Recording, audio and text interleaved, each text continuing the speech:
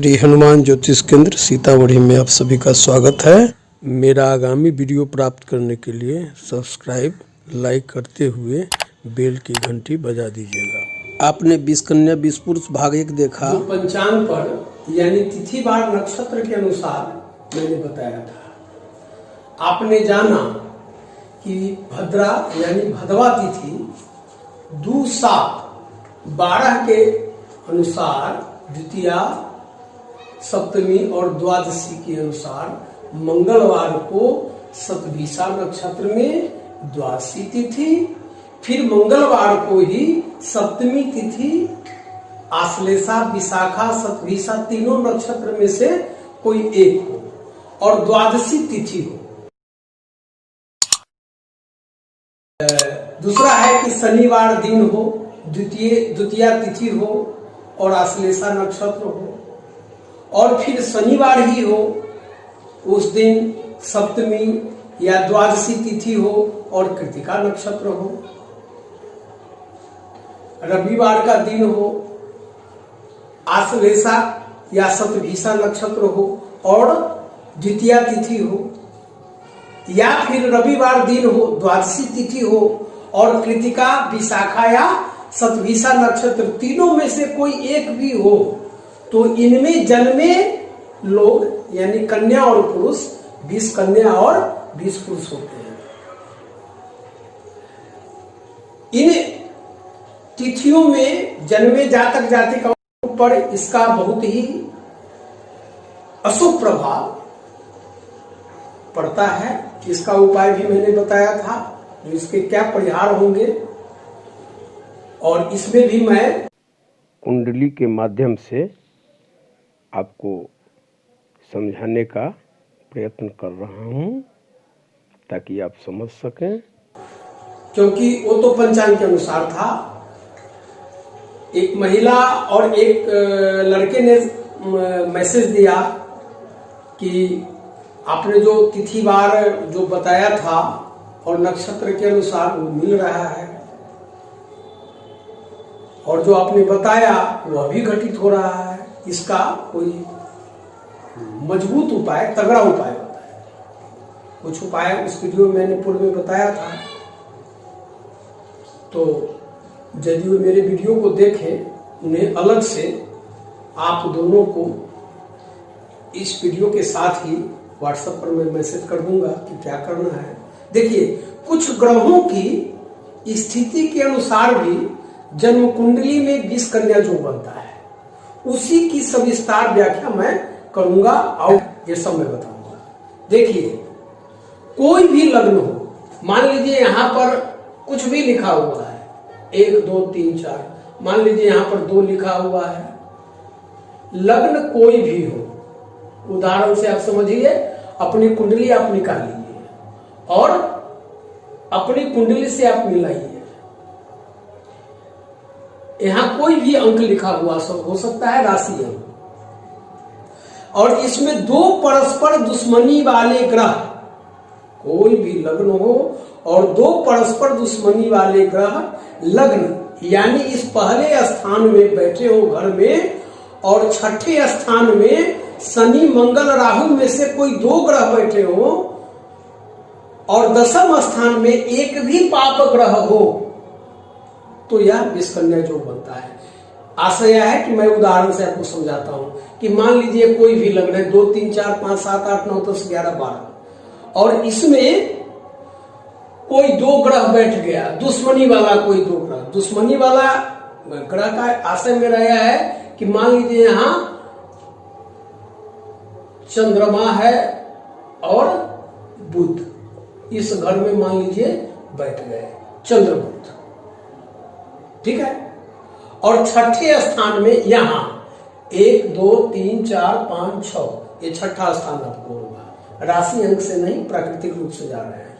तो 1 2 3 4 5 6, यहाँ छठा घर हुआ, तो इस छठा घर में शनि मंगल राहु में से कोई 2 ग्रह बैठे हो। मान लीजिए यहां पर शनि है या मंगल है या राहु है, तो शनि मंगल हो या शनि राहु हो या मंगल राहु हो, कोई भी 2 ग्रह यहां पर है, और एक दशम स्थान। आपने इसको इस प्रकार समझिए कि लग्न में कोई दो ग्रह हो परस्पर दुश्मनी का, तो चंद्र बुध में परस्पर दुश्मनी है, ये यहाँ हो जाए। और पंचम स्थान जो आपका शिक्षा संस्थान का और संतान का होता है, यहाँ पर दो कोई पापी ग्रह बैठ जाए, शनि मंगल राहु में से। तो मान लीजिए यहाँ शनि बैठ गए, यहाँ मंगल बैठ गए, या मंगल राहु बैठ गए, राहु हो या शनि हो, या मंगल हो या शनि हो, तीनों में से दो ग्रह बैठ जाए। और यहाँ दशम स्थान 5, 6, 7, 8, 9, 10, ये दशम स्थान। इस दशम स्थान में यदि आपको कोई एक पापी ग्रह बैठ गया हो, तो मान लीजिए शनि मंगल राहु है, इसमें से दो बैठा हुआ है, तो शनि मंगल बैठा हुआ है, तो यहाँ राहु बैठ गए, या यहाँ राहु के साथ किसी की युति है ग्रह की, तो जो बचता है वहां ये ग्रह बैठ जाए, तो इसमें जो है आपको ये 20 कन्या योग होता ही होता है। फिर धनु या मीन लग्न हो, यानी गुरु की 9वीं राशि धनु या 12वीं राशि 12 अंक यानी मीन हो गया लग्न में, यानी कि लग्न में यहां 9 लिखा हो या 12 लिखा हो, दोनों में से कोई एक अंक लिखा हो, और इसमें बुध और शुक्र बैठा हुआ हो, यहीं पर बुध हो और शुक्र बैठे हुए, तो यह जो निर्मित हुआ। और पहले घर में, इस घर में कोई भी अंक लिखा हो, 4, 5, 6, 7, 8 कुछ भी हो यहां लिखा हुआ, लेकिन यहां पर मंगल लिखा हुआ हो, मंगल,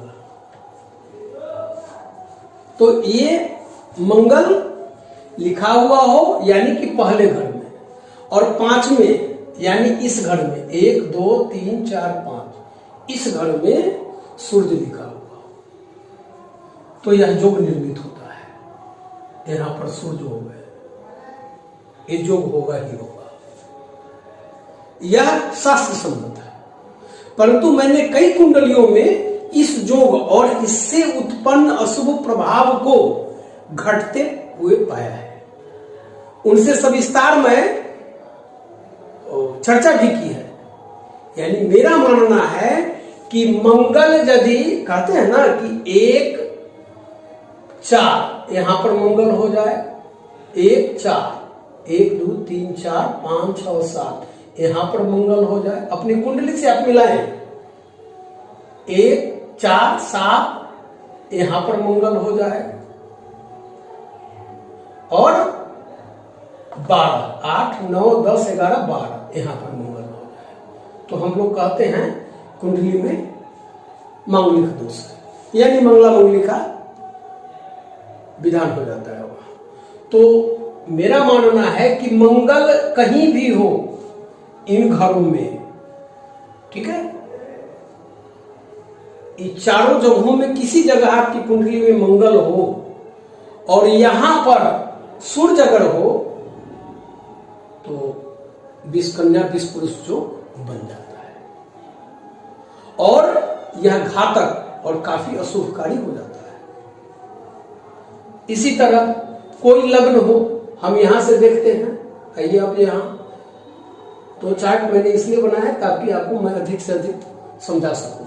यहां इसको हम देखते हैं जन्म कुंडली, यहां पर आइए, कोई लग्न हो परंतु लग्न में शनि और 5वें सूर्य तथा 9वां भाव शनि यानी भाग्य स्थान में मंगल हो, तो भी यह योग निर्मित होता है।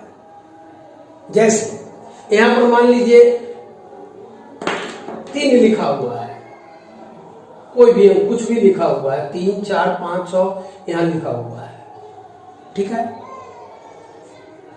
तो लग्न में यहां पर लेकिन शनि लिखा हुआ होना चाहिए यहां, ठीक है, शनि, यहां शनि हो और 5वें घर में सूर्य हो, यहां पर आपका सूर्य, ये 1 2 3 4 5 सूर्य, यहां पर सूर्य हो। और नवम भाव यानी भाग्य स्थान, देखिए 1 2 3 4 5 6 7 8 9, ये भाग्य स्थान है। इस चतुर्भुज में भाग्य स्थान यानी नवम में यहां पर मंगल लिखा हुआ, मंगल। कुंडली से आप मिला के देखेंगे तो स्पष्ट मैं समझा रहा हूं, उस तरीके से आप मिनटों में समझ जाएंगे कि ये योग हमने है कि नहीं।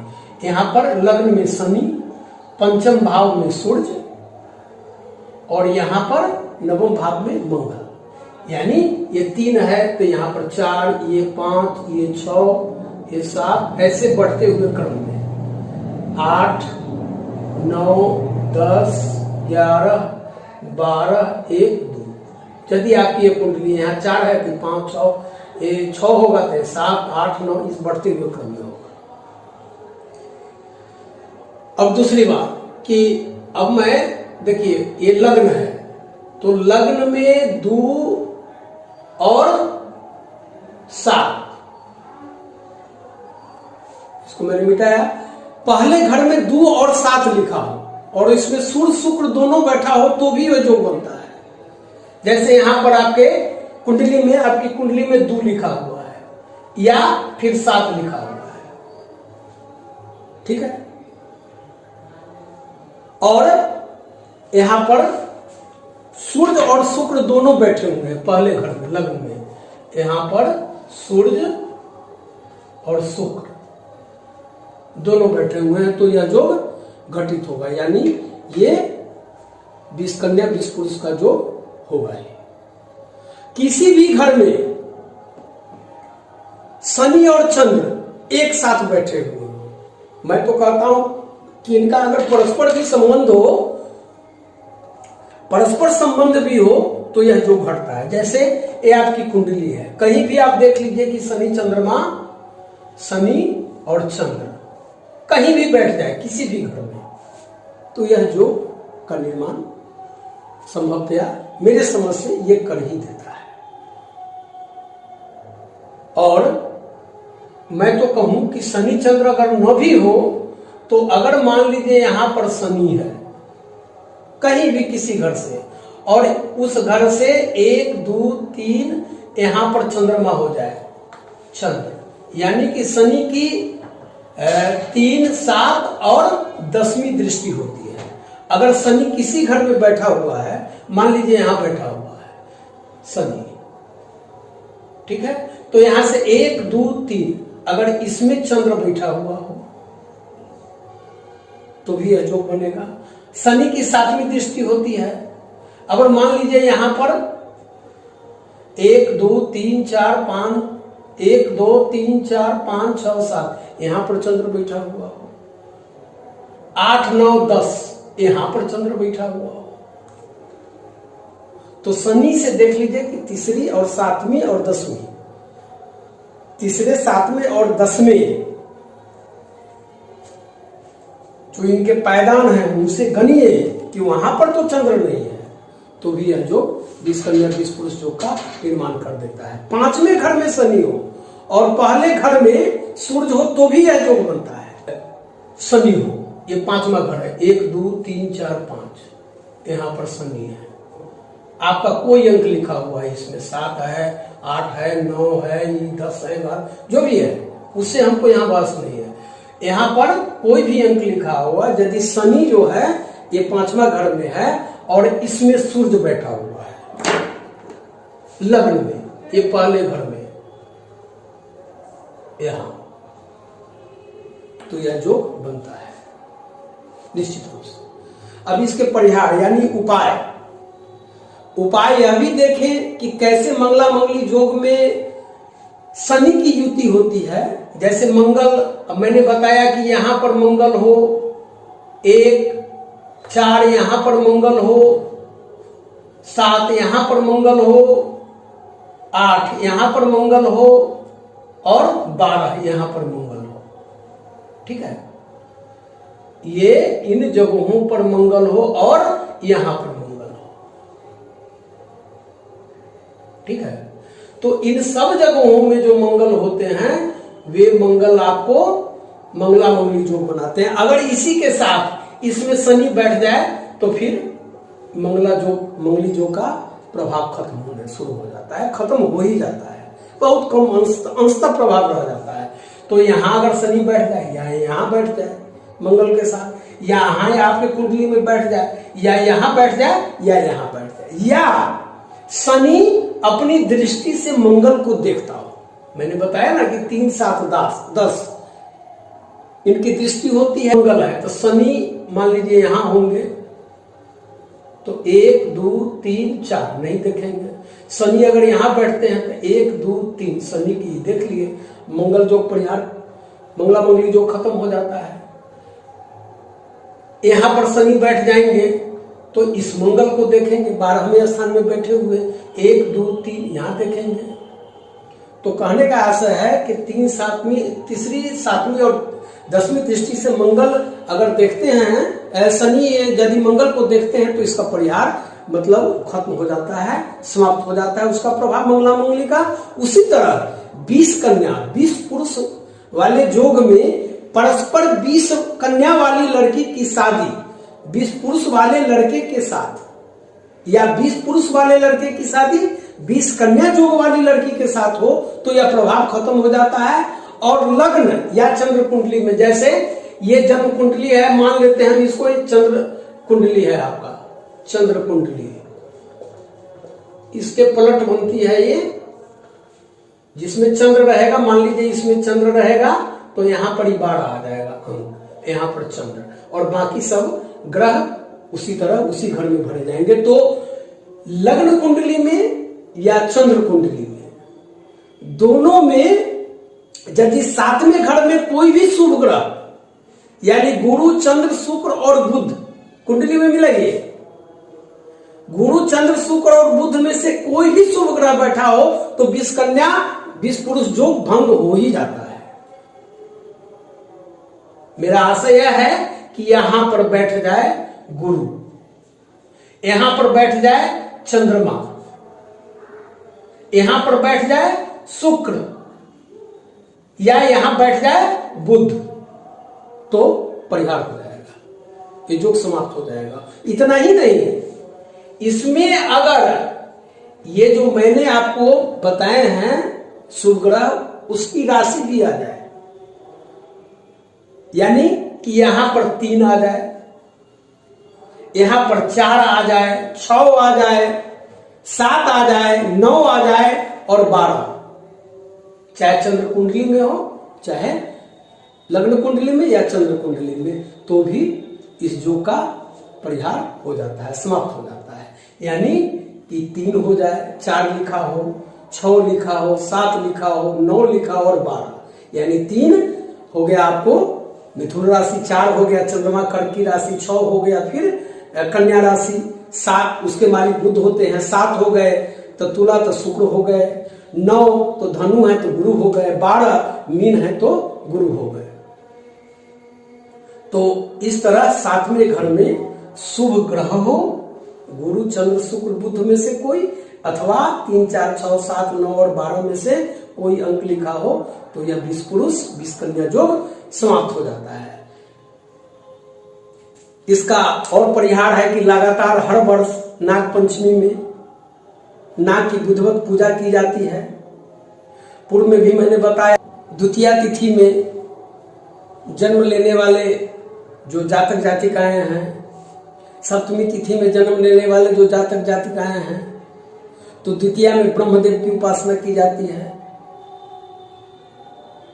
सूर्यदेव का सप्तमी तिथि में अगर तिथिवार नक्षत्र मिल जाता है तो फिर ऐसे जातक जातिकाओं को, इस कन्या वाले जो वाली जातक जातिकाओं को चाहिए कि रविवार को सूर्य के तांबे के लोटे में जल भरकर उसमें रोली डालकर, पीला फूल डालकर प्रातःकाल सूर्यदेव को उगने से पूर्व यानी अरुणोदय के समय जल अर्पित करना काफी सुप्रभाव देता है। और द्वादशी तिथि में उत्पन्न जातिका को जो बताए, जो चार्ट मैंने बताया है, वो तिथिवार नक्षत्रवार मिल जाता है तो विष्णुदेव की पूजा आराधना की जाती है। यानी तिथि अनुसार देवों की पूजा, उनसे संबंधित वस्तु का दान।